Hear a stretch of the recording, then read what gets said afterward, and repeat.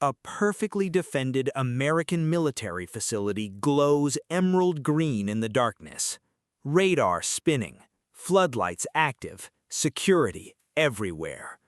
Then, one tiny light appears on the horizon. Another, then 50 more. The terrifying part wasn't that they attacked. It was where we built the base. For decades, America believed the Pacific was secured by geography. But geography has a dark side. And the closer you are to power, the easier you are to hit. This is the story of how the most strategically perfect location in the Pacific slowly became the most dangerous place to stand. For almost 80 years, American military planners believed the Pacific Ocean itself was a weapon. Distance protected power.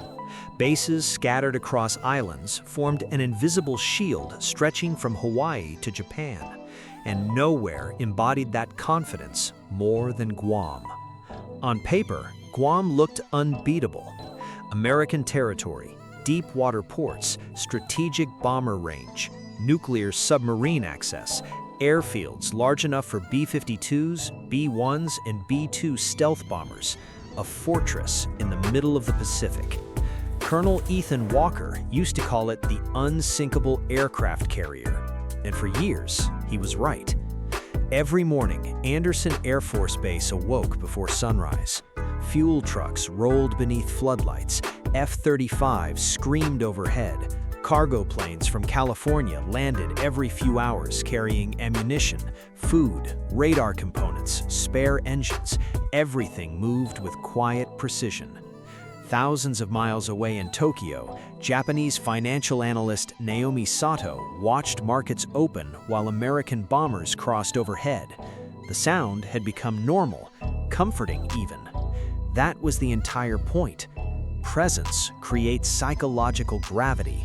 If America was there, stability existed.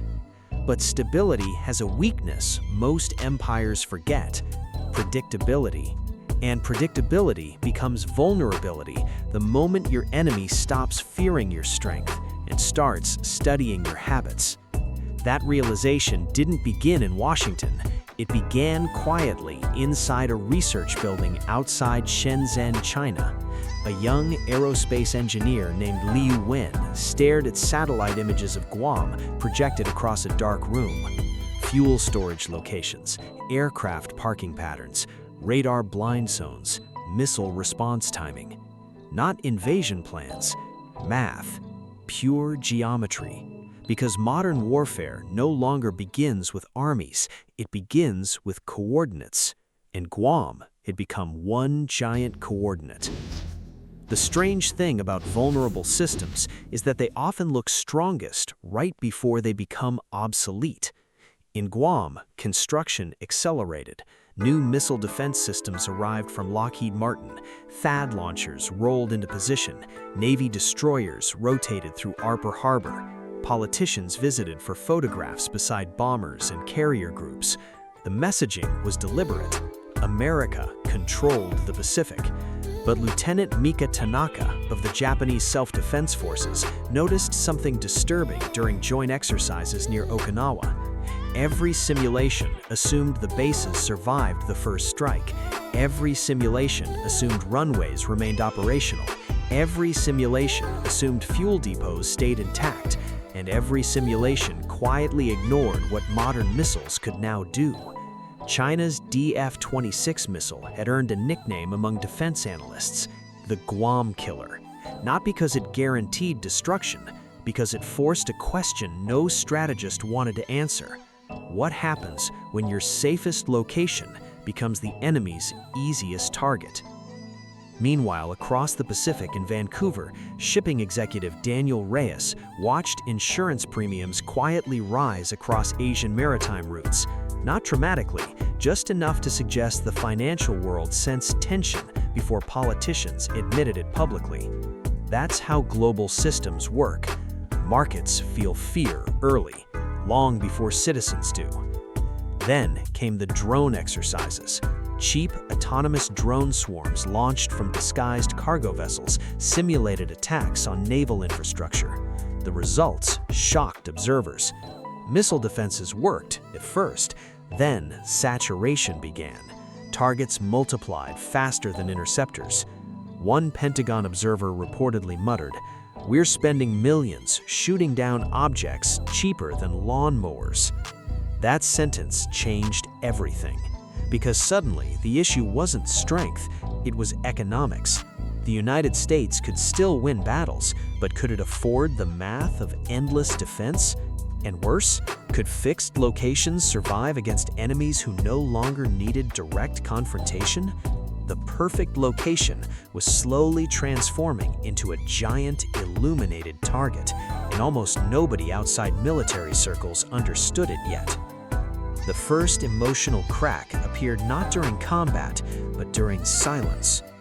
At 2:13 a.m., Colonel Walker stood alone on the Anderson runway, watching rain move across floodlights. The Pacific wind carried jet fuel and seawater through the darkness. Usually, the base felt immortal. That night, it felt exposed. Because earlier that evening, intelligence analysts ran a classified simulation. The result wasn't catastrophic. It was worse. It was plausible. Missiles didn't destroy Guam entirely, they simply overwhelmed timing. Runways cratered temporarily, fuel depots ignited, communications fractured, supply chains stalled. The system didn't collapse dramatically, it slowed, and military power hates delay. Meanwhile, in Manila, journalist Sofia Navarro interviewed Filipino port workers who had started noticing unusual rerouting across Pacific corridors.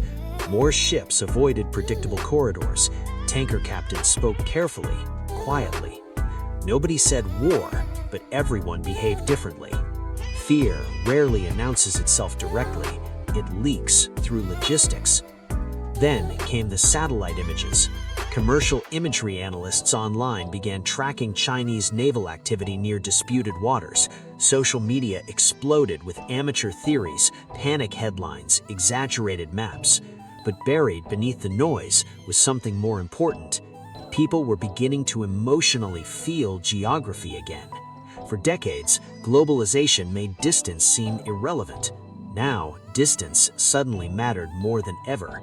And islands, once viewed as strategic blessings, began resembling traps, especially Okinawa, especially Taiwan, especially Guam.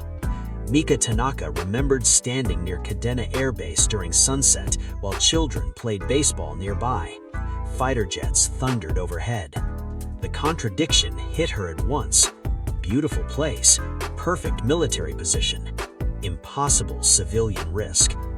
That emotional contradiction drives modern geopolitics. The locations most valuable for protection become the locations most exposed to destruction. And once you see that truth, you cannot unsee it. The breakthrough came from an unexpected place. Not the Pentagon, not Beijing, not Tokyo, but from a retired Canadian infrastructure analyst named Marcus Vail, living outside Seattle. Vail specialized in systems collapse theory. His argument sounded simple. Modern civilization doesn't break because one thing fails. It breaks because too many critical systems exist too close together. And suddenly, Guam looked terrifying. Airfields, fuel, communications, missile defense, ports, personnel, satellites, logistics. Everything concentrated, everything visible, everything targetable. The very efficiency that made the base powerful also made it fragile. Military planners began quietly shifting strategy. Dispersal became the new obsession. Smaller bases, mobile launch systems, distributed logistics, unpredictable positioning. Because survivability in modern warfare increasingly belong not to the strongest target, but to the hardest target to find. That realization triggered one of the biggest strategic transformations since the Cold War. And ordinary people barely noticed it happening. Across Japan, underground fuel storage expanded. In the Philippines, American access agreements quietly increased. In Australia, northern airfields upgraded rapidly. Tiny islands suddenly mattered enormously. Why? Because concentrated power had become dangerous power. Even China faced the same problem. Its ports, coastal infrastructure, and industrial hubs also sat exposed to missile vulnerability, meaning both superpowers were trapped inside the same terrifying equation. The better your infrastructure, the easier it becomes to paralyze. That's the hidden flaw inside modern power. And once military planners understood this, the emotional psychology of deterrence changed completely. The goal was no longer looking invincible. The goal became surviving long enough to remain functional. Subtle difference, massive consequence. 1 year later, Colonel Walker returned to the exact same runway in Guam, but the atmosphere had changed. Aircraft no longer parked in predictable rows, fuel storage dispersed, emergency repair drills accelerated constantly. Mobile missile launchers rotated unpredictably through jungle roads. The base still looked powerful, but underneath, it no longer trusted permanence. That's the real story here. Not weakness, adaptation. History keeps teaching the same brutal lesson. Every empire eventually mistakes efficiency for safety. The Romans built roads that invaders later used against them. The British built global shipping lanes vulnerable to submarines. America built concentrated military infrastructure optimized for dominance, right before precision weapons made concentration dangerous. And yet, this story isn't actually about missiles, or China, or Guam. It's about human psychology. We instinctively believe strength comes from solidity, from size, from permanence, but modern systems increasingly reward flexibility instead. The companies that survive adapt faster. The militaries that survive disperse smarter. The people that survive emotionally learn how to move before collapse becomes visible. That's why this story resonates far beyond geopolitics, because every viewer recognizes the emotional contradiction. The thing that makes you successful can quietly become the thing that exposes you. And sometimes, the biggest mistake isn't weakness, it's believing your advantage can never change. Final shot. Sunrise over Guam. Bombers lift slowly into golden light. Beautiful, calm, still vulnerable. Narrator. The Pacific didn't become more dangerous because geography changed. It became dangerous because technology changed what geography means. Fade to black. The next phase of the crisis didn't begin with missiles. It began with exhaustion. In Andersen Air Force Base, crews started sleeping beside aircraft. Maintenance rotations doubled. Fuel convoys moved at irregular hours through Guam's wet jungle roads to avoid predictable targeting patterns. Everything still looked operational from the outside. That was the frightening part. The system hadn't collapsed. It was straining. Colonel Walker noticed it first in people's faces. Young radar operators rubbing their eyes longer between scans. Pilots staring silently at weather reports before missions. Engineers speaking in shorter sentences. Because the pressure wasn't just military anymore. It was psychological. The possibility of attack had become constant background noise. And human beings were never designed to live in permanent anticipation. Meanwhile, across the Pacific in Tokyo, Naomi Sato watched defense sector stocks rise while civilian tourism quietly declined around Okinawa. Hotels near military zones saw cancellations. Parents discussed evacuation routes during ordinary dinner conversations. Nobody panicked publicly, but emotionally, the atmosphere had changed. That's how modern geopolitical tension spreads, not through explosions, through behavior. Then came another classified simulation. This one shocked even senior Pentagon observers. The results showed Guam surviving the first wave of a saturation attack. Barely. But the second problem was worse: resupply. Runways could be repaired, radar could be replaced, But logistics across thousands of miles of contested ocean became terrifyingly uncertain once missile envelopes expanded deep into the Pacific. And suddenly, military planners confronted the real nightmare. What if the base wasn't destroyed, just isolated? That possibility changed everything.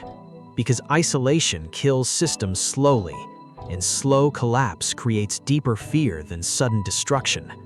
The terrifying realization wasn't, we can lose Guam.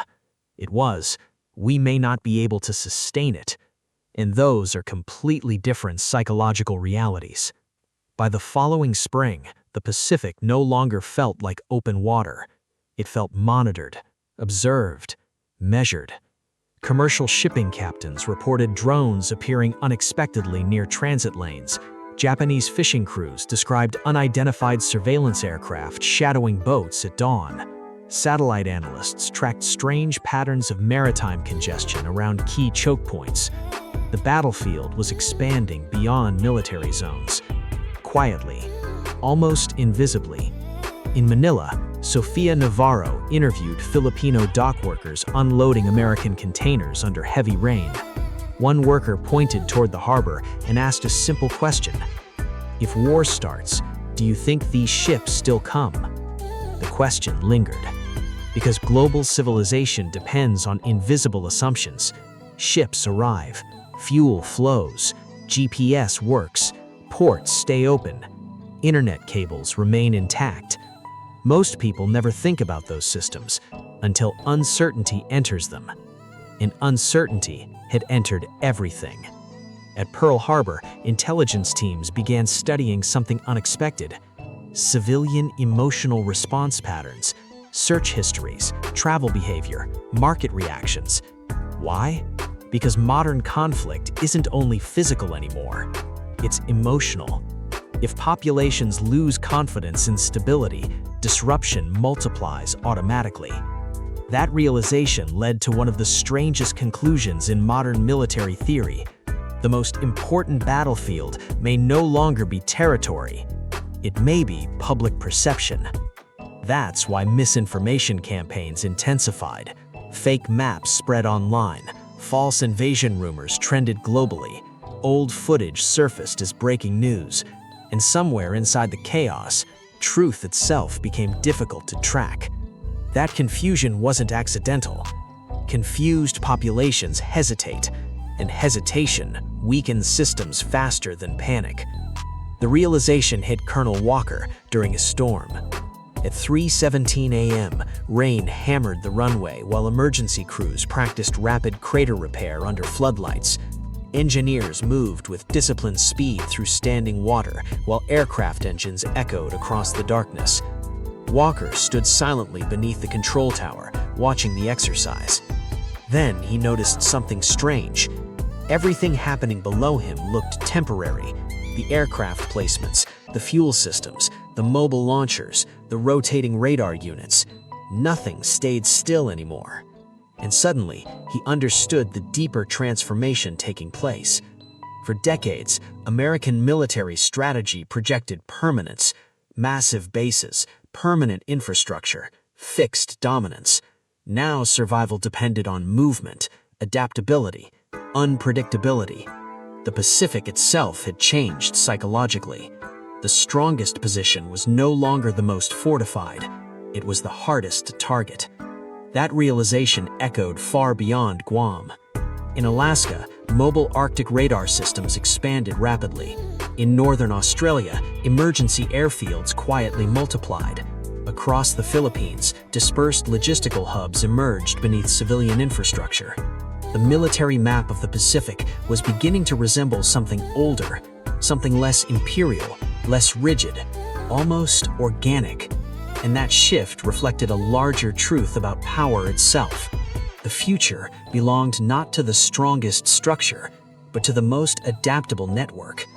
Walker finally looked out across the rain-covered runway and realized America hadn't lost its advantage. It had lost the illusion that advantages stayed permanent. And honestly, that may have been more dangerous. Months later, Mika Tanaka stood near the Okinawa shoreline, watching children play baseball beneath the shadow of military helicopters. The scene felt surreal.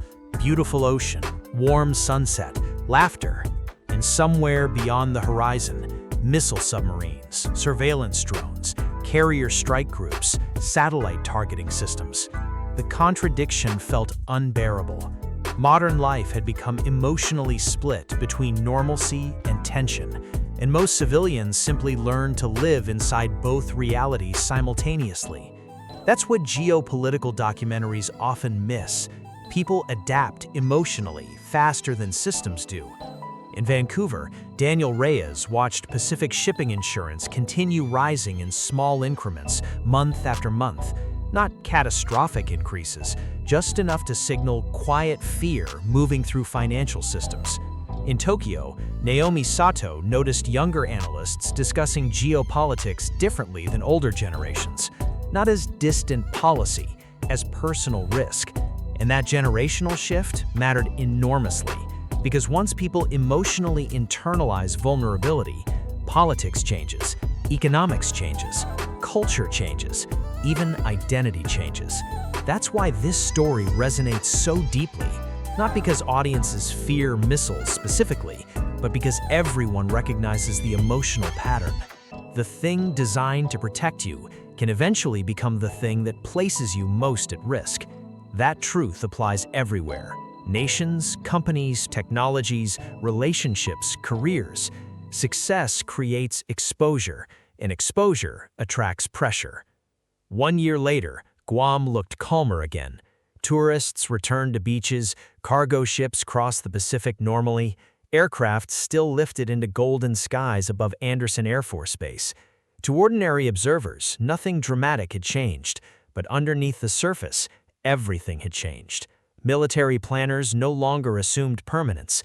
Infrastructure dispersed constantly. Supply chains diversified aggressively. Redundant systems multiplied everywhere. Because the lesson of Guam had become unavoidable. The world's most dangerous vulnerability is concentrated confidence. That's what Colonel Walker finally understood during sunrise over the Pacific. He stood alone near the runway, watching bombers disappear into golden cloud layers, while radar systems rotated silently behind him. Beautiful, orderly, still uncertain, and maybe uncertainty itself was now the defining feature of modern power. Not dominance, not invincibility, adaptability. Because history keeps repeating the same emotional lesson. The systems that survive longest are rarely the most impressive. They're the ones willing to evolve before reality forces them to. The Pacific didn't become unstable because geography changed. It became unstable because technology erased the safety geography once provided. And the moment that happened, every perfect location became a potential trap.